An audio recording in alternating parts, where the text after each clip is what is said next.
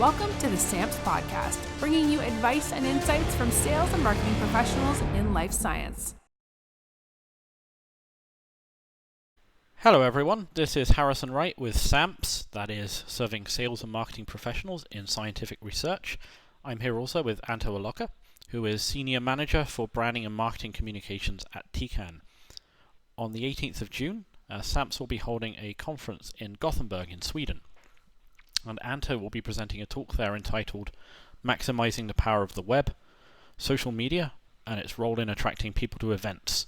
Now, Anto, this is a topic you have a lot of expertise in and also a lot of passion for, I think. Could you give us a bit of an overview to start us off? Absolutely. Hi, very pleased to be here with you today. So yes, definitely very, very excited about the talk that I will be giving on the 18th because digital marketing and their effect on events has been a very big part of my job for a project that I've been leading for the past year and a half. We're nearly at 2 years now. What TCAN did nearly 5 years ago is, I work for a company called TCAN, and what TCAN did nearly 5 years ago, it underwent a process of brand refresh.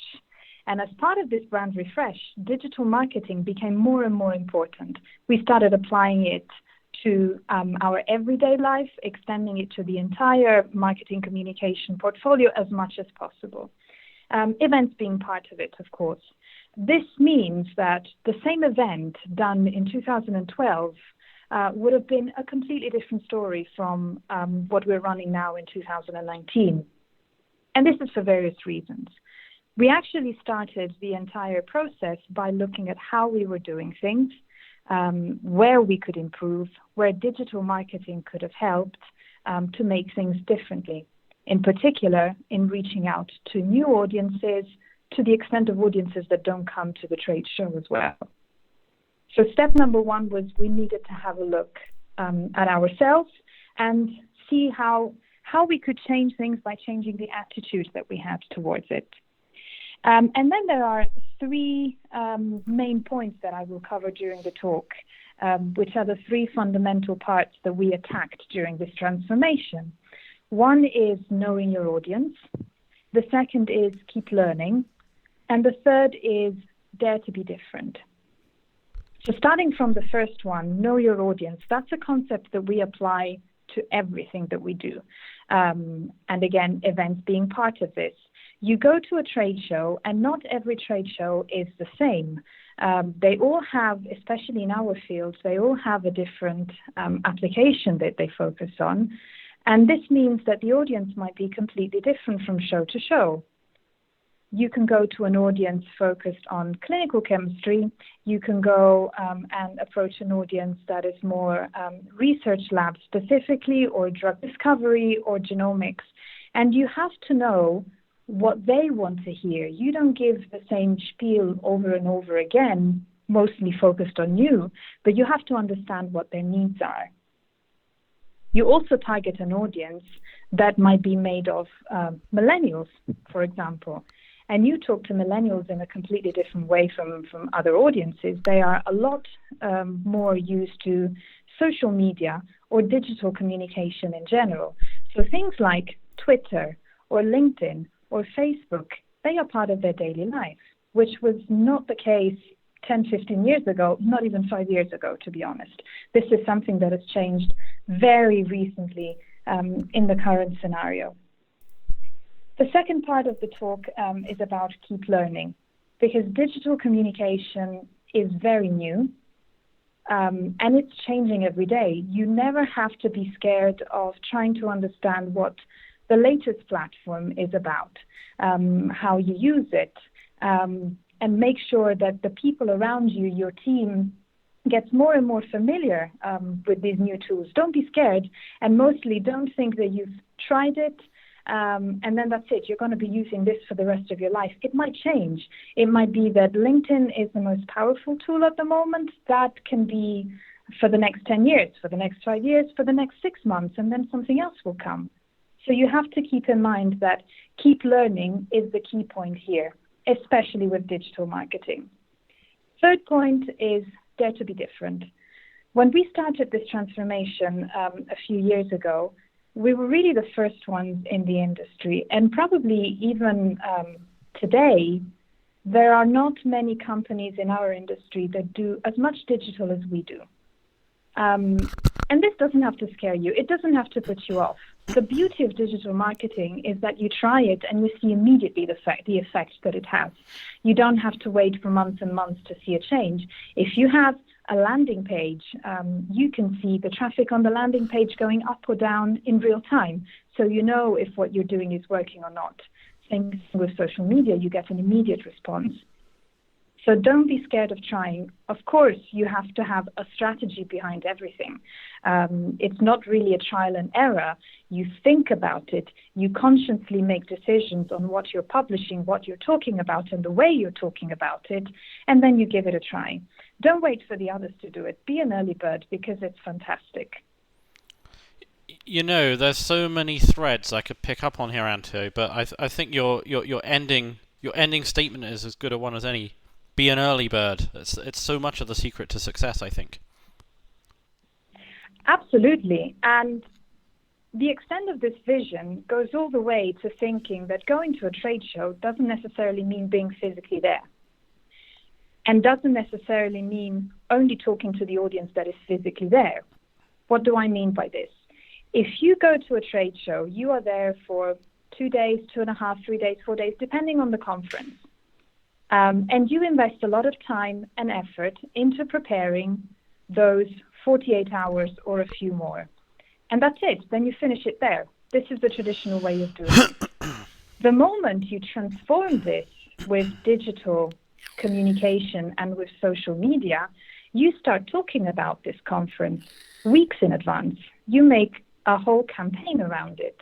So your social media communication, your emailers, your e-banners, content on your website will start talking about that specific conference, the reason why you're there, and the way that you can help the audience going there from weeks in advance. It will continue live during the conference, meaning that it can reach the audience that cannot, for whatever reason, that cannot travel to DC or San Diego or Orlando or Barcelona, wherever it is. Via Twitter or via LinkedIn, you can follow the hashtag of the conference and you can publish content on it. So the people that cannot go and that are following everything through the digital world can still see that you're there and can still see the message that you want to push. On the contrary, if you are not going for whatever reason, and one of them is usually budget. You don't have budget to go to every trade show, of course. You cannot travel 365 days of the year and be present at a different trade show every day.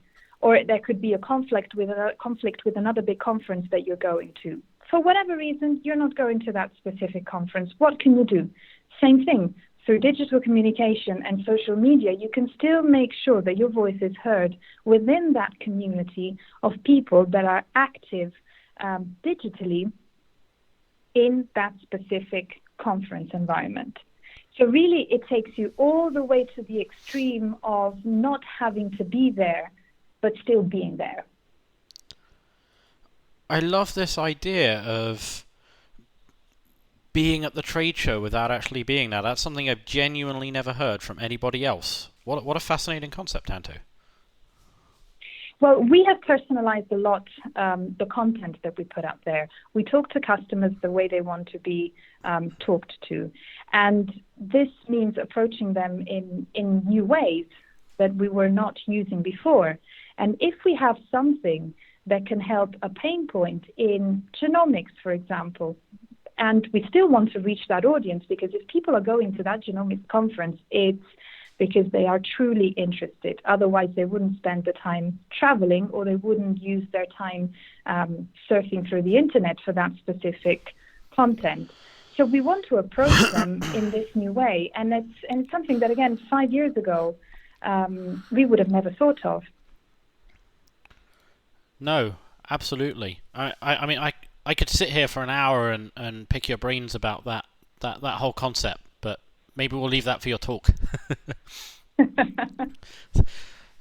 Something else I picked up on as well, this concept of dare to be different. That's a bit of a hot button topic for me as well, because you you see a lot of companies, or more accurately, marketing personnel within companies who decide that they have to be or present themselves in a company as a certain archetype, and that certain archetype is usually much the same thing. It's authoritative, it's a bit corporate, it's trustworthy, it's reliable, and those might all be good things. But the trouble is, if everyone else is presenting themselves as trustworthy and reliable and authoritative and corporate, then how do you stand out?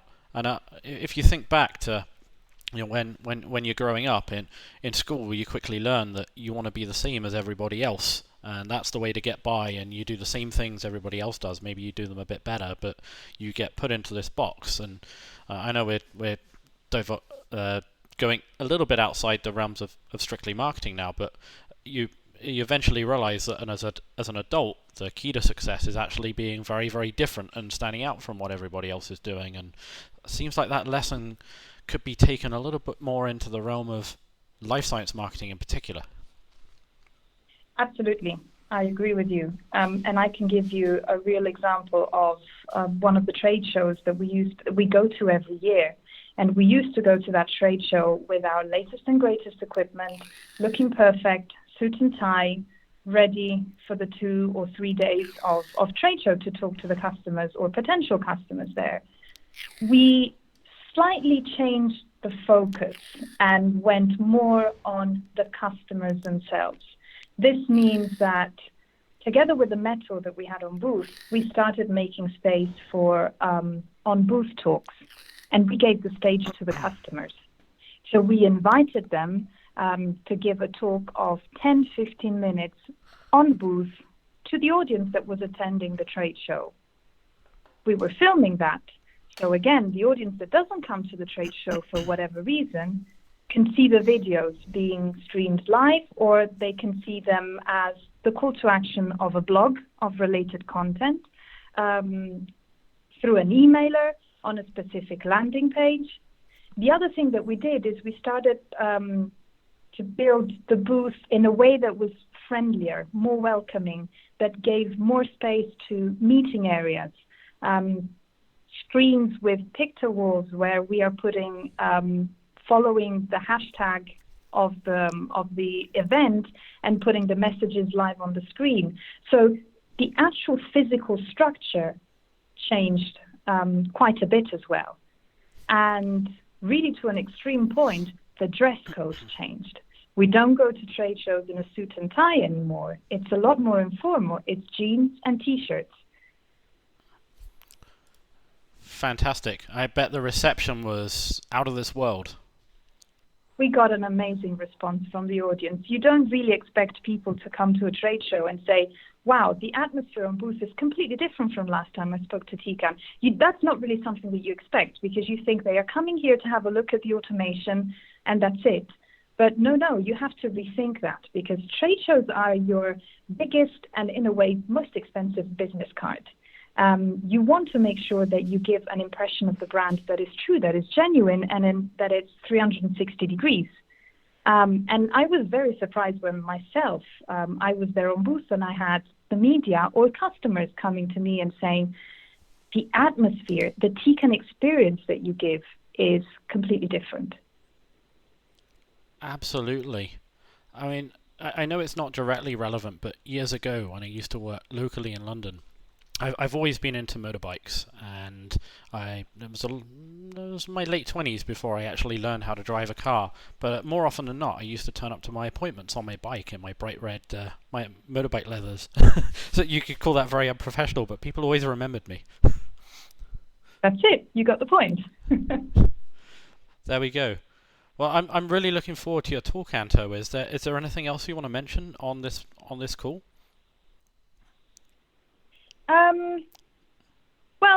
Not really. I look forward to everybody being there. We will go deeper into the details of the 3 main points that I've been discussing here, and I will give even more examples, real life, and I look forward to the Q&A, actually. Yeah, I really look forward to it too. For everyone listening, if you're not already signed up, you can register online so you can see Anto's talk live as well as a number of other speakers, and you can do that at sampssoc.org. I'll spell that for you. It's SAM for mother, PS, SOC, sampssoc.org. It'll be great to see you there in Sweden on the 18th of June. Thank you very much. To get more from SAMPS, visit www.sampssoc.org.